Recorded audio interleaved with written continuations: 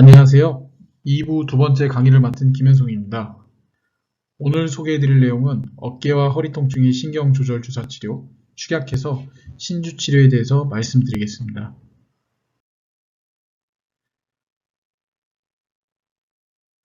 사실 응급의학과 의사들에게 해부학은 엑스레이와 CT를 통해 자주 보게 되는 주요 기관과 구조물, 그리고 열상 환자를 접했을 때 간혹 열어보게 되는 아틀라스 책을 통한 팔다리미 익스트리미티의 해부학적 구조물 이외에는 응급의학과 의사들에게 어깨와 허리 쪽의 통증을 유발하는 근육과 신경의 해부학적 위치와 주행을 접할 기회는 사실상 많지 않습니다. 한밤중 응급실에 어깨 허리 통증 환자가 내원했을 때 급성 통증 혹은 타병원에서 수많은 검사와 치료를 받아서도 견딜 수 없는 만성 통증으로 어쩔 수 없이 내원하게 되는 환자들의 일반적인 프로세스는 기초적인 문진과 근골격계 신체 검진이 이루어진 이후에 필요하다면 엑스레이와 CT와 같은 영상검사를 시행한 이후 특별한 이상이 없음을 확인하고 경험에 의거하여 간단한 설명을 하게 되죠. 수액 근위환제의 진통제를 처방하고 길고 긴 기다림의 시간을 거친 이후에 통증이 호전되지 않으면 해당 과에 입원을 권유하게 됩니다. 심한 증상으로 응급실에 내원하는 환자들에게 사실상 응급실에서 해줄 수 있는 게 많지 않아 무력감과 한계를 느끼는 동시에 저뿐만 아니라 대다수의 응급의학과 선생님들을 난처하게 하는 통증이 허리와 어깨와 관련된 부분이 아닌가 싶습니다. 물론 당연히 구조적인 문제에 의한 통증은 수술적 치료를 요하겠지만 일반적으로 급성 근골격계 통증 환자들은 근육과 신경과 관련된 기능적인 부분의 문제가 대다수이며 각자 정도의 차이가 있겠지만 신경 조절 주사로 어느 정도 해결이 가능하기에 이에 대한 개념과 원리 그리고 방법에 대해서 간략하게 설명하겠습니다.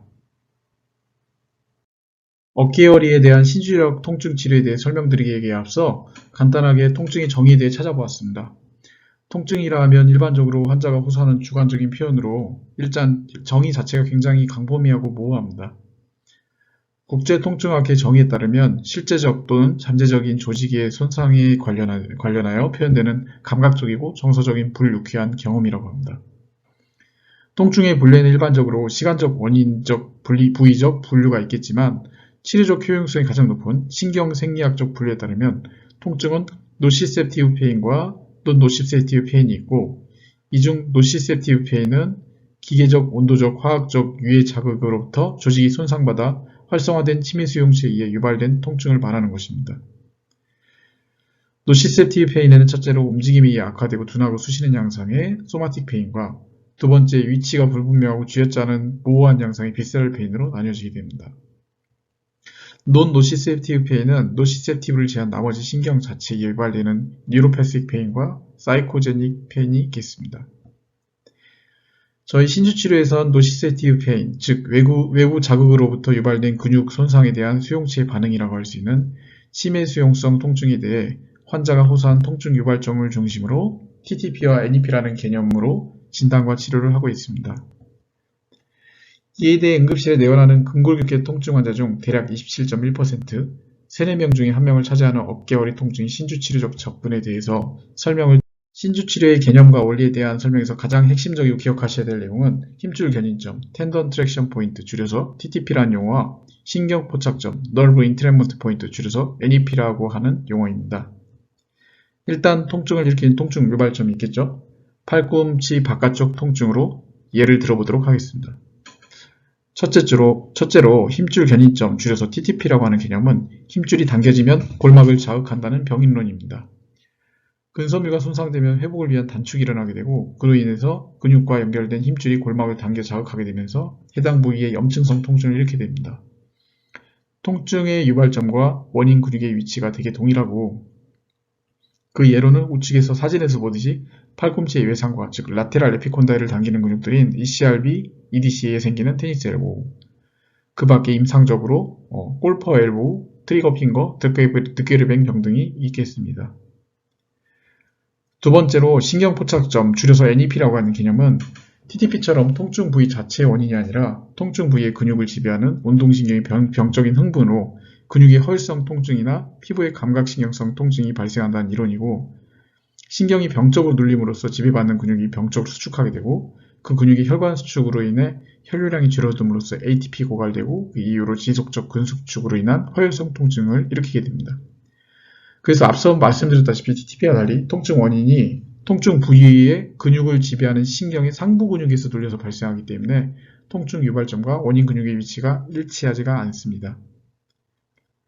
그리고 추가적으로 NEP는 보통 한 군데의 신경 눌림이 아닌 흔히 멀티플 크러쉬라고 표현한 다발적 부분에서 신경 눌림에 의해서 발생하게 되고 NEP의 가장 큰 예로는 우측 그림과 같이 테니스 엘보와 통증 위치는 동일하지만 팔꿈치의 외상과 라테랄 페콘다일 근처를 중요한 라디알 너브가 트리셉스 브라키나 슈피네이터 머슬에 의해 신경 눌림에 의해 발생하는 라디알 터널 신드롬, 스파이널 그루브 신드롬이 있겠고 그 밖에 NEP로는 임상적으로 카팔 터널 신드롬, 큐비탈 터널 신드롬, 가이언 터널 신드롬 등이 있겠습니다.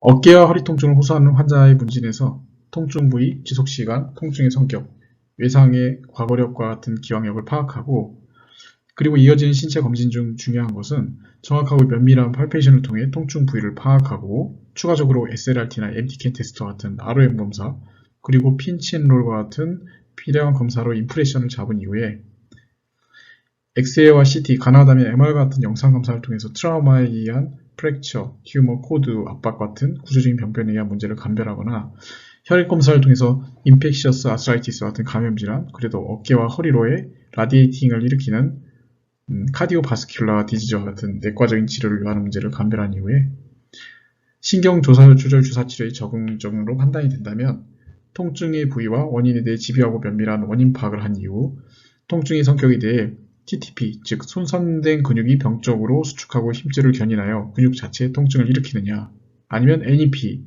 통증 부위 자체의 문제가 아니라 통증 부위에서 상위에서 생긴 그곳을 지배하고 있는 신경이 손상된 근육들에 끼어서 발생된 통증이냐 혹은 TTP와 NEP가 복합되어 있는지를 파악하는 것이 중요하겠습니다. 이러한 문제를 파악하고 목표 근육을 설정한 이후에 주사하는 방식으로 진행하게 됩니다.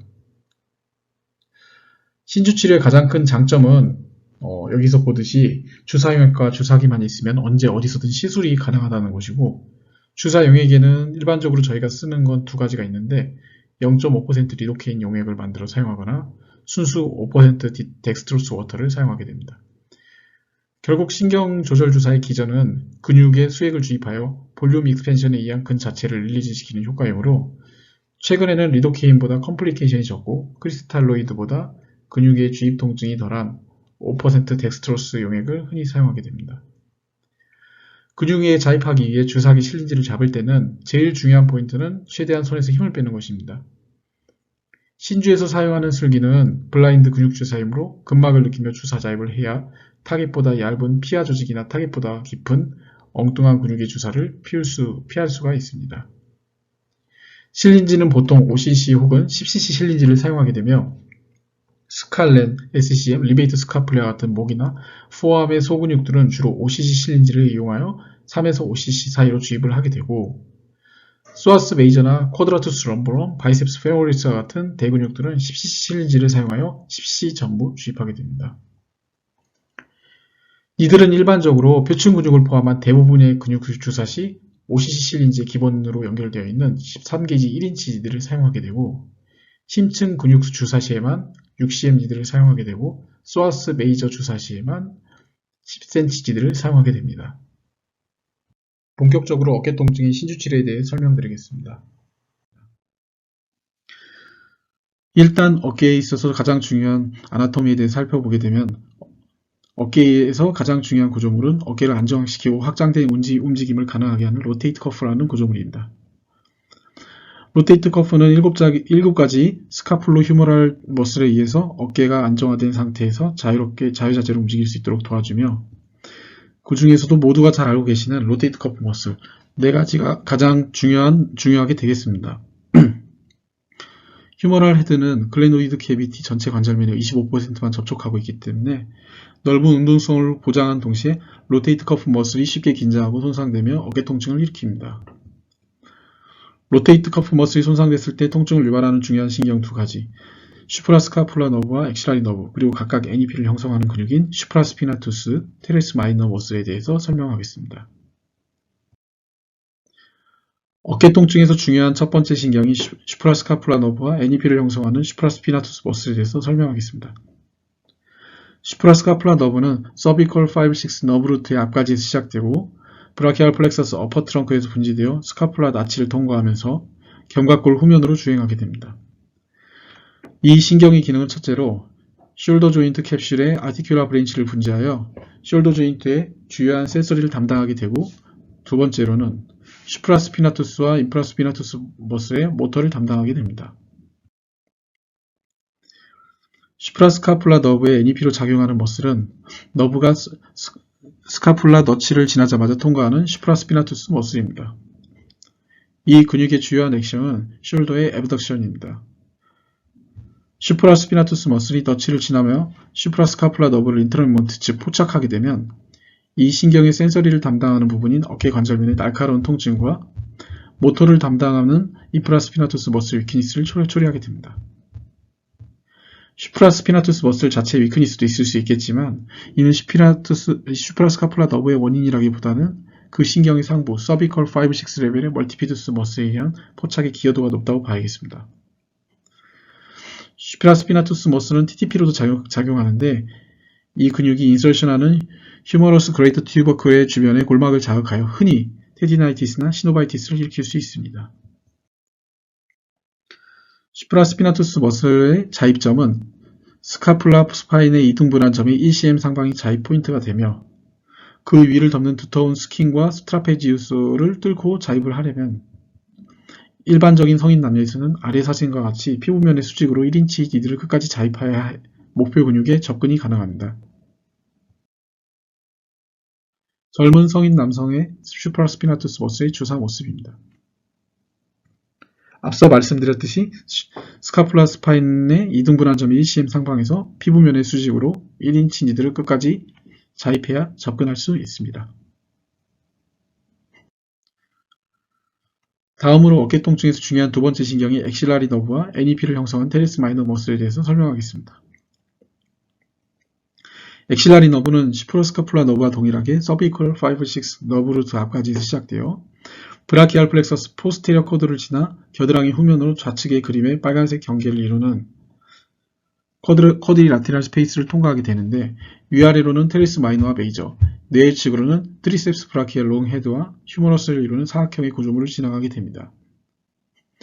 이 신경의 기능은 첫째로 슈페리어 라테랄 브라키알 큐테니어스 너브를 통해서 델토이드의 덮는 부분의 센서리를 담당하게 되고, 두 번째로 테레스 마이너 델토이드 트라이셉스 브라키 머슬의 모터를 담당하게 됩니다.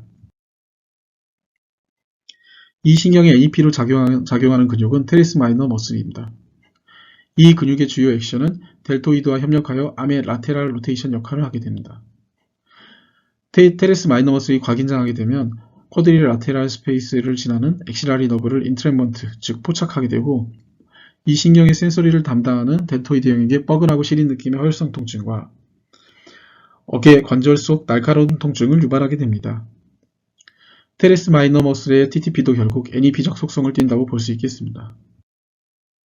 자입점을 설명드리면 테레스 마이너 머슬은 스카풀라 라테랄 보드를 따라 주행하므로 환자가 엎드린 상태에서 어깨를 120도가량 벌리게 한 뒤 겨드랑이 후면으로 스카풀라의 바깥면이 노출된 상태에서 델토이드 하방에 테레스 마이너 머슬이 노출되는 오목한 지점이 자입 포인트가 되겠습니다.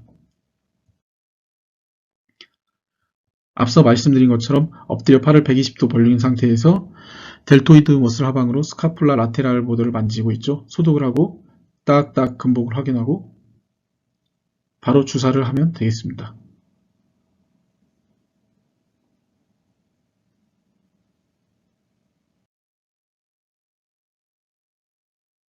두 번째로 허리 통증의 신주치에 대해서 설명을 드리겠습니다.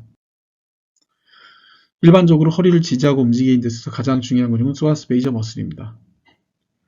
인체의 가장 깊은 코어 근육으로 우리가 앉거나 걷고 뛰거나 자세 변화 시 몸통과 하지를 연결하여 허리를 지지하고 움직이고 균형을 유지하는 데 있어서 가장 중요한 역할을 합니다.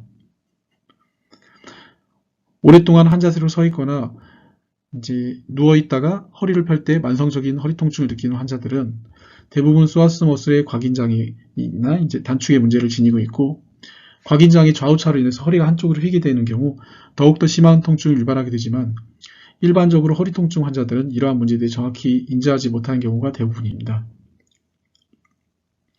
특히나 슬라이드의 사진처럼 힙 조인트의 익스텐션 상태에서 소아스 머슬의 곽인장은 L스파인의 안테로라테랄에서 오리진하는 소아스 머슬 요추를 앞으로 당기게 되면서 전만심화가 발생하게 되고, 그와 동시에 허리가 뒤로 젖혀지면서 요추 후면의 후관절, 파셋 조인트에 압력을 가하여 만성적인 염증을 유발하기도 합니다. 먼저 소아스 머슬의 아나토미에 대해 살펴보겠습니다. 소아스의 오리진은 D파트와 슈퍼피셜 파트로 나뉘며, D파트는 L1에서 L5까지의 트랜스버스 프로세스에서 시작하게 되고, 슈퍼피셜 파트는 T12에서 L4까지의 버테브랄 바디 외측면 인접한 인터버테브랄 디스크에서 시작하게 됩니다. 소아스 머슬은 인기날 에리에서 일리아쿠스와 합쳐져 일리오소아스를 형성하여 피머의 레서 트로칸트에서 인설션하게 됩니다. 이 근육의 제일 중요한 액션은 힙과 트렁크의 플렉션, 라테랄 플렉션으로 일반적으로 허리를 굽히거나 펼 때 가장 강력한 지지력과 움직임을 발휘합니다. 소아스 머슬의 딥과 슈퍼피셜 파트 사이로 럼바 플렉서스라는 중요한 신경 원리가 지나가게 되는데, 소아스 머슬이 곽인장하고 하면서 럼바 플렉서스가 눌려서 NEP를 형성하게 됩니다. 럼바 플렉서스가 눌리면서 임상적인 증상을 일으키는 두 개의 주요한 신경은 피모랄 너브와 옵트레이터 너브입니다. 첫째로 피모랄 너브는 L2에서 L4 스파이널 너브에서 기원하며 좌측 그림의 초록색 부분인 럼바 플렉서스의 포스테리어 디비전으로 주행하다가 인기날 예리에서 소아스 머슬과 일리아커스 머슬 사이로 주행하게 됩니다. 피모랄 너브는 안테리어 사이의 모터, 일리아쿠스, 쿼드리셉스 페모리스, 사토리우스, 팩티니우스와 같은 모터와 이제 안테리어 사이 부위의 센서리를 담당하게 됩니다.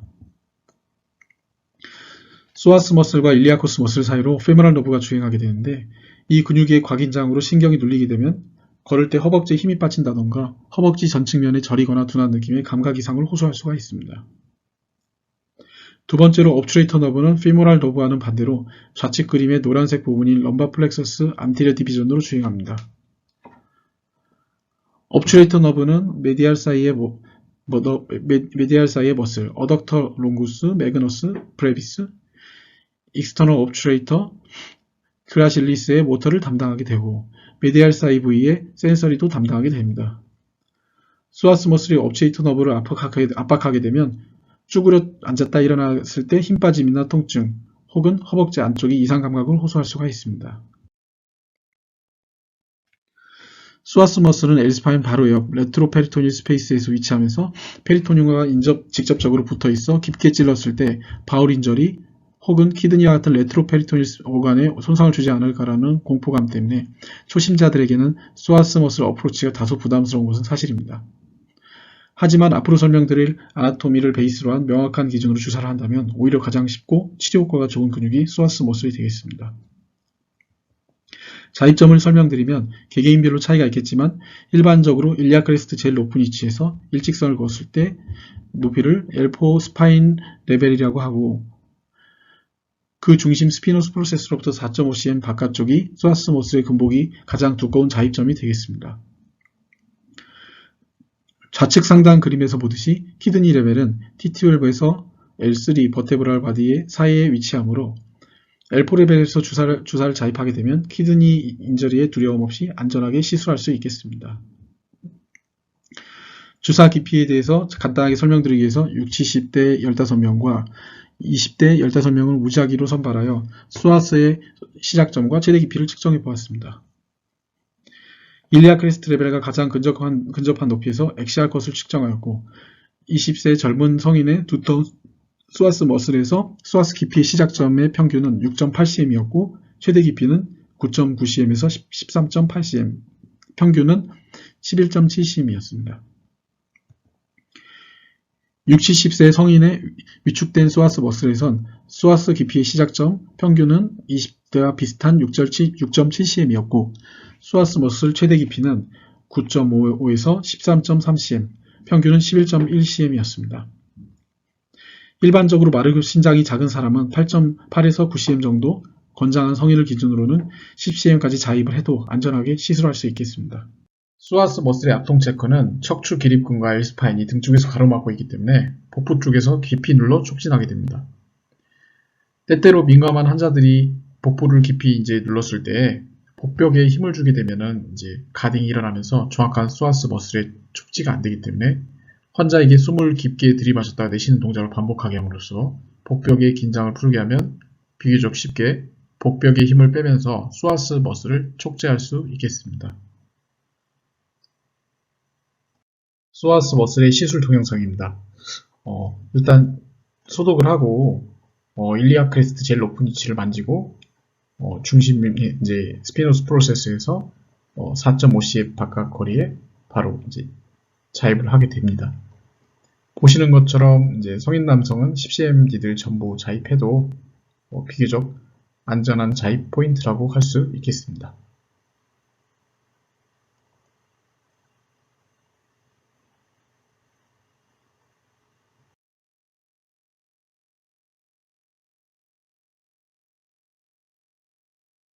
다음으로 허리 통증의 중요한 두 번째 근육인 피리포미스 머슬에 대해 설명드리겠습니다.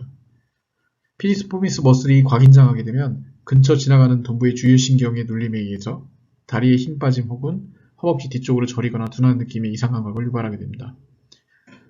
피리포미스 머슬은 세이크럼 안테리어 바디에서 오리진하여 피머의 그레이터 트로칸트에서 인서션하는 근육으로 주요 액션은 힙 조인트의 익스터널 로테이션과 에브덕션입니다. 피리포미스의 과긴장으로 압박, 즉 NEP를 형성하는 신경에는 네 가지가 있으며 첫째로 사이아틱 너브는 하지로 주행하며 각각 TBR 너브와 커먼 페로니얼 너브로 분재하게 되며 다리 후면과 전 측면의 모터, 그리고 안쪽을 제외한 하지 전체의 센서리를 담당하게 되고 이 신경이 포착되면 환측 다리의 힘 빠짐이나 다리 후면으로 쭉 타고 내려가는 양상의 이상 감각을 호소하게 됩니다. 두 번째와 세 번째로 인페리어 슈페리어 글루틸 너브는 주로 둔부 근육의 글루테우스, 피리포미스, 텐서 파샤 라타의 모터를 담당하게 되고 이 신경이 포착되면 둔부 근육의 허혈성 통증을 느끼게 됩니다. 그리고 일반적으로 둔부의 통증은 허리 통증과 구별되는데 기립근에 의한 허리 통증의 위치는 일리아 크레스트 상부와 세이크럼 중심부 쪽 통증을 호소하지만 둔부 근육에 의한 통증의 위치는 일리아 크레스트 하부와 대둔근 부착부인 세이크럼 SI 조인트 바깥 부위의 통증을 호소하게 됩니다. 네 번째로 포스테리어 피모럴 큐테니어스 너브는 주로 허벅지 뒤쪽의 센서리를 담당하게 되고 이 신경이 포착되면 허벅지 뒤쪽의 허혈성 통증을 느끼게 됩니다. 피리포미스 머슬의 위치는 피모의 그레이터 튜버러시티, 즉 GT의 어퍼팁에서 그은 평행선과 GT의 어퍼팁과 PSIS 로어 팁을 이은 선을 이루는 삼각형 내부에 위치하므로 이 삼각형 공간을 타겟 포인트로 잡으면 되겠습니다. 사이아틱 너브는 피리포미스 안쪽으로 주행하므로 그레이터 튜버러시티 어퍼팁과 세이크럼의 레터럴 마진이 정확히 중간 지점에 자입을 하게 되면 사이아틱 너브 인저리를 피할 수 있겠습니다.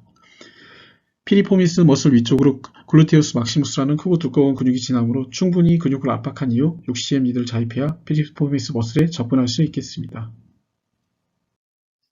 앞서 설명드렸듯이 GT의 어퍼팁의 평행선을 긋고 PSIS와 GT의 어퍼팁을 이은 선을 긋고 그 사이를 엄지를 강하게 눌러 글루테우스 막시무스 하방의 피리포미스 머슬을 촉지한 다음에 그다음에 알코올수를 소독하고 바로 주사를 자입합니다. 아까 말씀드렸다시피 손에 최대한 힘을 빼고 자입을 해야 근막을 뚫는 미세한 감각을 감지할 수가 있습니다. 다시 올라와 대둔근 뚫고 피리포미스를 느끼고 이런 방식으로 주사를 하시면 되겠습니다.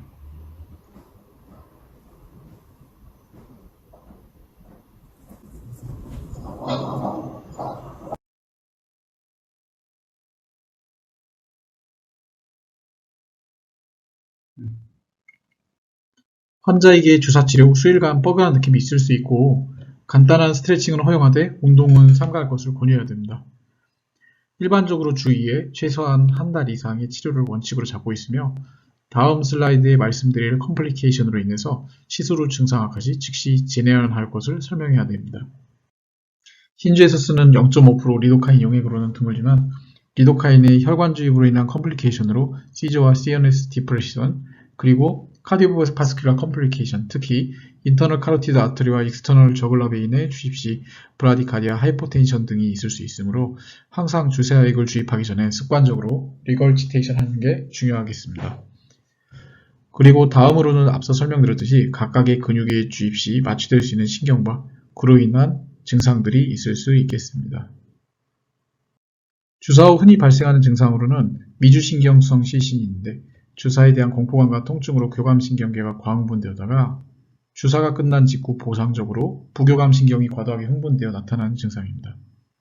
보통 증상으로는 피부가 창백해지며 어지러움, 울렁거림 이후 식은땀이 발생하고 이제 뇌관류가 감소하면서 블랙아웃으로 앞이 안 보이다가 시신하는 경우도 있습니다. 일반적으로 침대에 누워서 5분가량 ABR 이후에 대부분 특별한 증상 없이 호전됩니다. 스와스 메이저 머슬 같은 심부 근육을 시술하기 전에 반드시 와파린과 같은 안티코어귤런트 복용력을 물어봐야 하고, 당뇨나 개인위생이 안 좋은 환자에서는 감염을 방지하기 위해서 피부 소독을 철저히 하고 시술하는 것이 중요하도록 하겠습니다. 마무리하면서 드리고 싶은 말씀은 환자의 통증 부위에 대해 집중하여 아틀라스 해부학책이나 요새는 예전과 다르게 좋은 어플들이 많이 있죠. 제가 쓰고 있는 컴플리트 아나토미나 그리고 휴먼 아나토미 아틀라스와 같은 어플로 통증 부위의 근육이나 신경에 대해 공부하고 원인 파악을 하는 것이 가장 중요한 부분이겠고, 그를 통해서 이제 이 통증이 TTP인지 NEP인지 아니면 같이 섞여 있는지 파악한 이후에 소위 말해서 저희는 통증 벗겨내기라고 표현을 하는데, 하나하나 치료하면서 원인을 파악해 나가는 것도 의미가 있겠습니다. 그리고 저희 신주분과에서 제시한 표준 자입점은 비교적 안전하지만 자입점 이외에도 성인 등에서는 흉막과 가장 가까운 위치라고 판단되는 T7 레벨의 중심선 옆 7-8cm 위치에서조차도 피부에서 흉막까지의 수직거리가 일반적인 성인에서는 3.8cm가량 되므로 환자가 굉장히 스키니한 경우를 제외하고는 일반적인 1인치는 2.5cm 니들이죠. 1인치 니들로는 흉막까지 접근하기가 힘듭니다. 어깨에서도 1인치 니들로 접근 가능한 주요 너브 또는 아터리와 같은 위험한 구조물이 없으므로 자신감 있게 주사하시면 되겠습니다.